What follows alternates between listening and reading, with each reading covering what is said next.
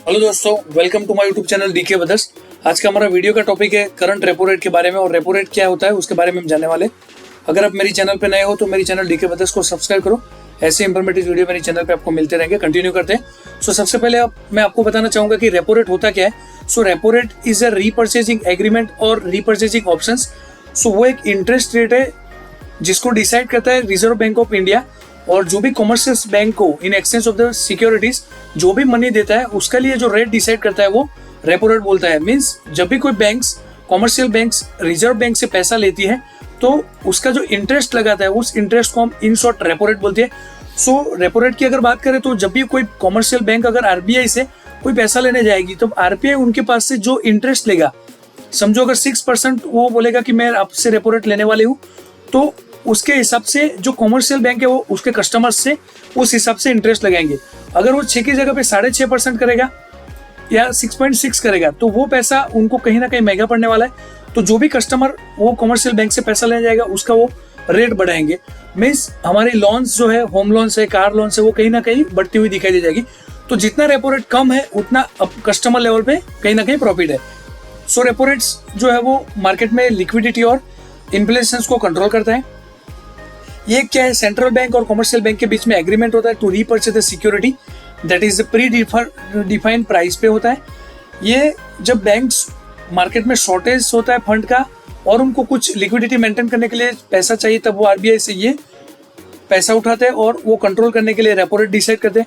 Repo rate को decide करने का काम है मॉनिटरी पॉलिसीज कमेटी एमपीसी, जो डिसाइड करते हैं कि कितना रेपो रेट रखना हुआ है।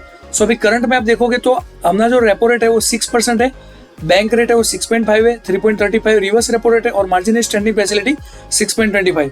ये जो हमारा लेटेस्ट जो रेपो रेट इफेक्टिव हुआ है 9 अप्रैल 2025 को लास्ट मंथ में इफेक्टिव हुआ है, उसके बेस पे आप देखोगे तो आपकी अगर होम लोन कंटिन्यू है तो कहीं ना कहीं उसका इंटरेस्ट रेट आपको रिड्यूस होता दिखाई दे रहेगा, या तो नेक्स्ट क्वार्टर साइकिल आपकी जो बैंक है उसमें वो रिड्यूस होता दिखाई दे रहेगा।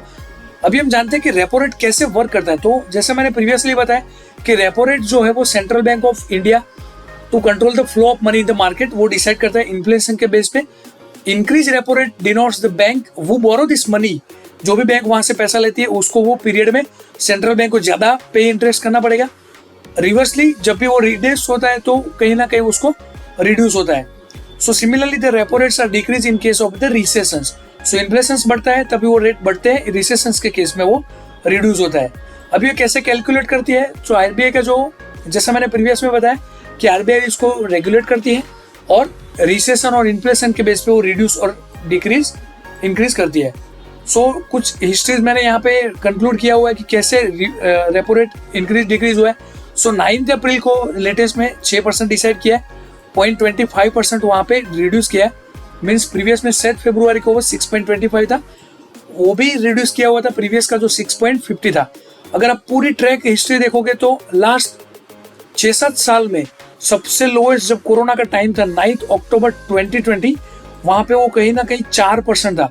अगर आपने उस टाइम पे अगर कोई लोन सैंक्शन करवाए हुए तो वो बहुत ही कम रेट पे आपको सैंक्शन हुई होगी। उसके बाद वो करीबन 4.4 6.5 ऐसे इंक्रीज होता होता अभी वो आज 6.00 पे स्थिर हुआ है। होप मैं एक्सपेक्ट करता हूँ आपको रेपो रेट का कंसेप्ट क्लियर हो गया होगा। ऐसे इंफॉर्मेटिव वीडियो देखने के लिए मेरी चैनल को सब्सक्राइब करो, वीडियो को लाइक एंड शेयर कीजिए। Thank you for watching this video. Bye bye, मिलते हैं नेक्स्ट